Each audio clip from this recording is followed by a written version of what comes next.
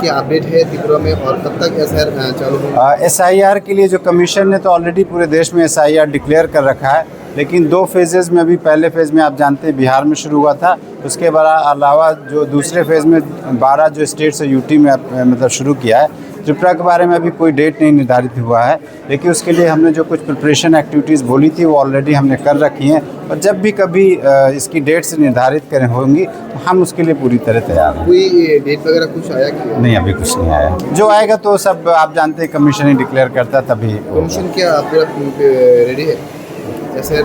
Commission क्यों नहीं, commission नहीं तो डिक्लेयर किया है SIR का। नहीं, हम लोग रेडी हैं, जब भी आएगा उस पर हम लोग की तरफ से जो भी हमें प्रिपरेटरी एक्टिविटीज़ लेनी थी वो हमारी तरफ से जिला स्तर पे, सब डिवीज़न स्तर पे और प्रदेश स्तर पे हमने ऑलरेडी ले रखी है, और जब भी डेट अनाउंस होंगी हम लोग कमीशन की डायरेक्शन के हिसाब से और जो कानून है उसके हिसाब से इस पर कार्य करेंगे। नहीं, अभी जो है वहाँ बाई इलेक्शन से संबंधित उन्होंने स्पेशल समरी रिवीजन ऑर्डर किया है और उसकी एक्टिविटी ऑलरेडी शुरू हो चुकी है।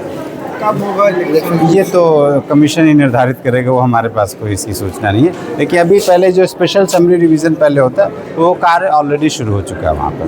Thank you. ठीक।